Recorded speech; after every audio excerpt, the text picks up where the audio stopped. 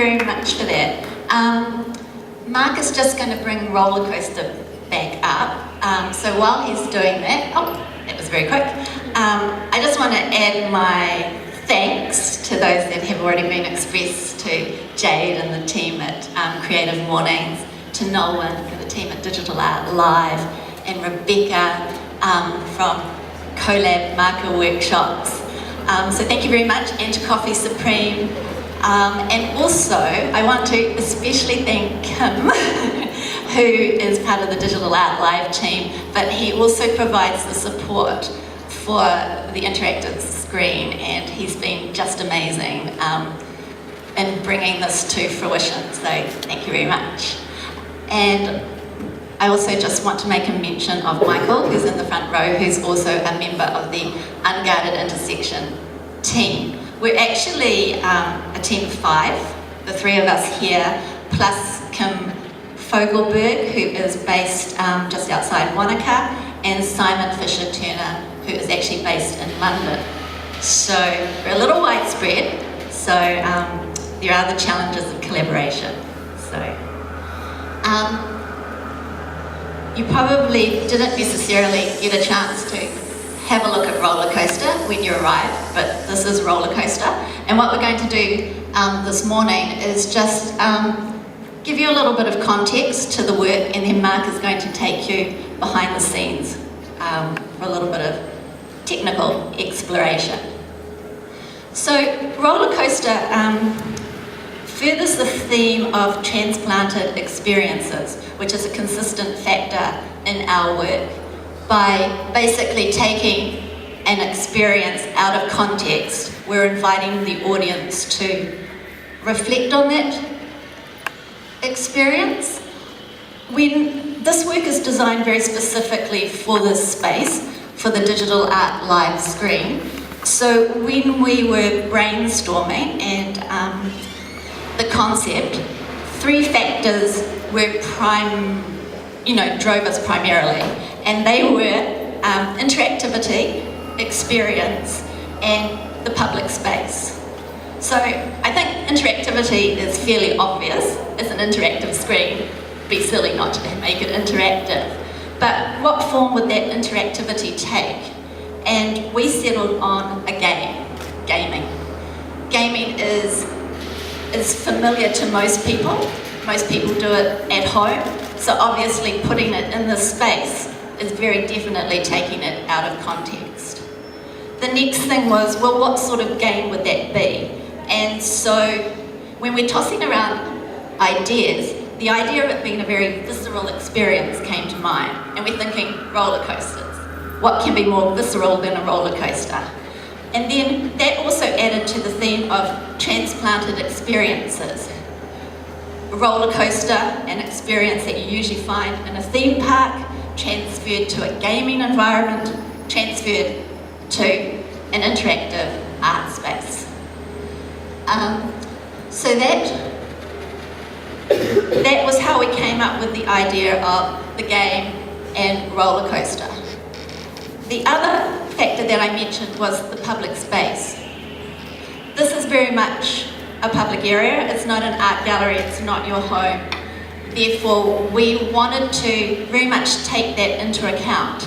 And it turns out that by choosing to make it a game, this actually aided us in taking that into account, because this screen is a little hard to find. Most people aren't coming here expecting to find a piece of art. They've usually come for the theatre or a conference or something like that, and it is a little bit tucked away. So we wanted to draw attention to it. So it has an attract mode, and the attract mode has a soundscape associated with it. But the purpose of the attract mode, which we will eventually get back to, is to do exactly that. It's to attract your attention. First off by sound, and then when you come here, you've got the visuals. And the visuals are meant to aid you in getting started with the game. The thing about the attract mode too is it is actually something that you find in arcade games. That's exactly why it's there in those machines in an arcade, making lots of noise, trying to draw your attention. So, in creating this piece, we were very much using the rules of gaming, if you like. And one of the things we actually had to ask ourselves is, well, how far did we want to make it a game, considering it's actually a conceptual work that's meant to be inviting you to reflect on experiences. And over the course of development, we decided it was important that it worked really well as a game. But not a sophisticated game. It's actually a very simple game. And here's the attract mode. The attract mode gives you an example of all of the environments. The environments are what Kim Fogelberg created. And the way we work is Michael and I tend to brainstorm and bring the rest of the team in.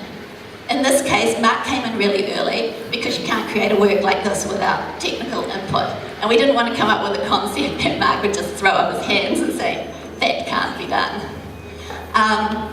So he came in in the first pass, and when we develop this, we then go and generally pitch it to the rest of the team, and then they're left to have their own creative input into their particular roles. So as long as it fits the concept, at this point Michael and I become guardians of the concept. So Kim's created these environments, and again they're transplanted experiences.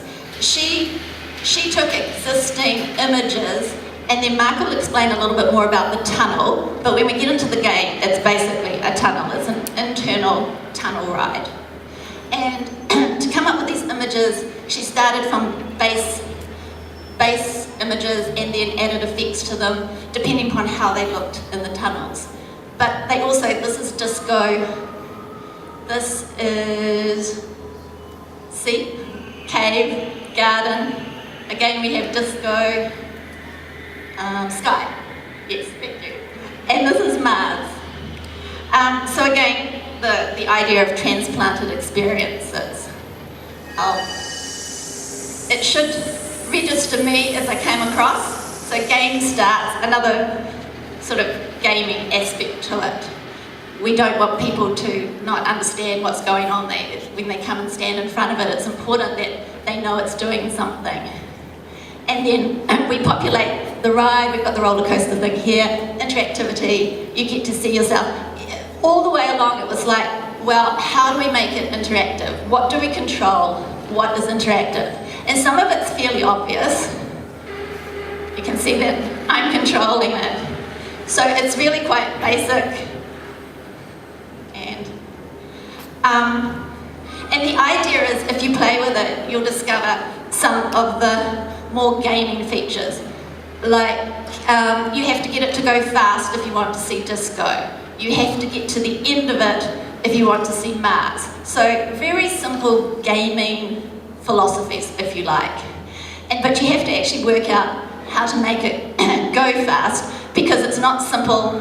Obviously going down will make it speed up, but it won't stay down. You have to work out how to keep it going down. If you go to the side, it also gains a little bit of speed. If you go to the side too, the things coming towards you are sprites. The sprites are randomly generated, so are the environments you go through. They're randomly generated, except the ones that you have to earn, the two you have to earn. But the sprites are randomly generated, except if you go to the side, because then you can get a burst of sprites. So there's little rewards to get you playing the game, and then it actually picks up the entire area. This is also part of the more experimental conceptual ideas. Will people realise that absolutely every single person in this space contributes to the movement? So if there's a lot of people here and you think you're playing it by yourself, it's not necessarily reacting to you, because it's reacting to all of the motion in the space. So the soundscape also is associated with the environment and with the sprites. The sprites trigger their own sounds. And at the end, you would have noticed you get a score, and the score is based on speed and distance. Very simple. What we have noticed, in all honesty, we designed this for adults. So we kind of thought adults would be quite happy to move backwards and forwards and in and out. And as I said, it wasn't really about the game, it was about the transplanted experience. But what we really liked is actually watching kids interface with it. Kids are natural gamers. If you're standing here, you're sort of with a group of adults, they generally say, so, how does it work? And they're kind of a little bit hesitant to kind of come up and actually move in front of it, even though you can see it's really simple to operate. Kids, however, they just get right in there. And they're natural gamers. They immediately recognise it's a game. They immediately work out the simple rules. And then they start trying to get the high score. And then if you come along and stand in front of it, they want to share the knowledge. They want to tell you how it works. So if you're standing here and some kids have been playing it, they'll give you all the hints and tell you what to do. The downside of that is, most times with works like this, it's really easy to spot the sensor.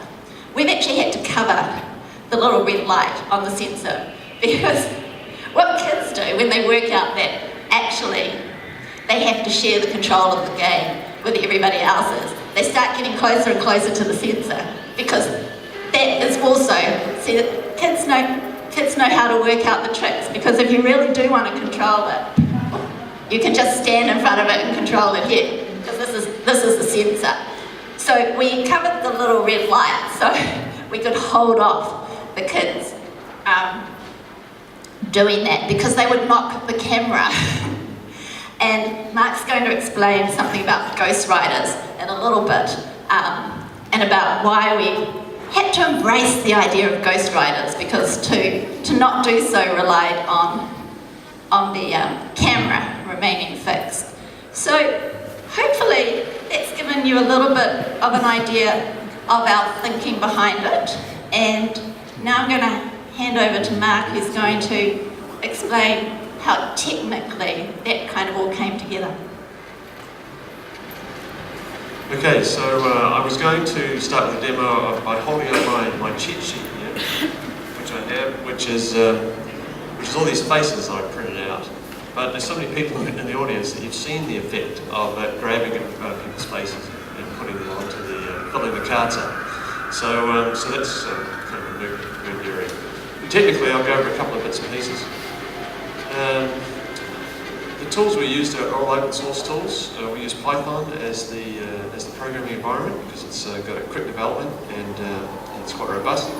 And a library called NumPy, or numerical Python, which lets us do floating point and operations very quickly.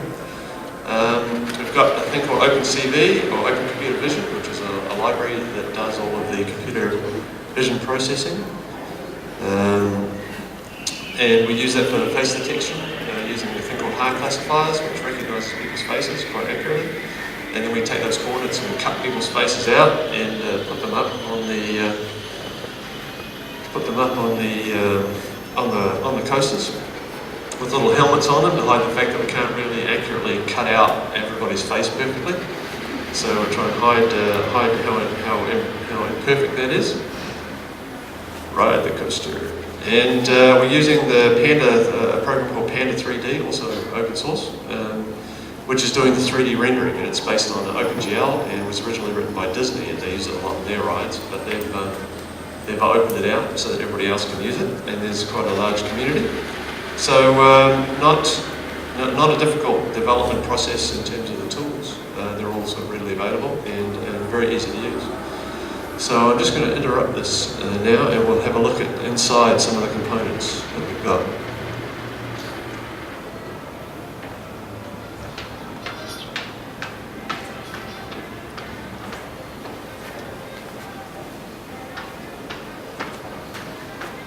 So this is the face detection part, and you can see it finding lots of people's faces there.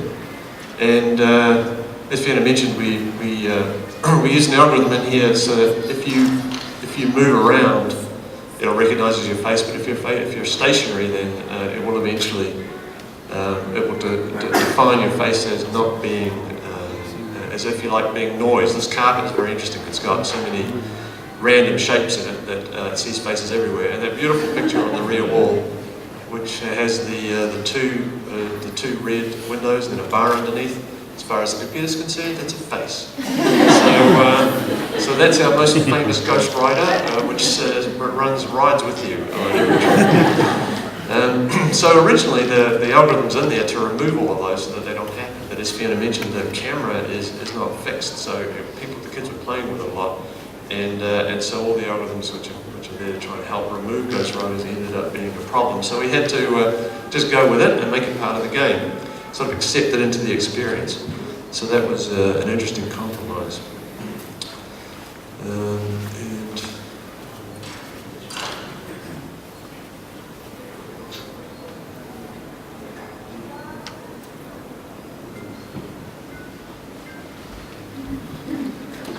And this is our motion trick.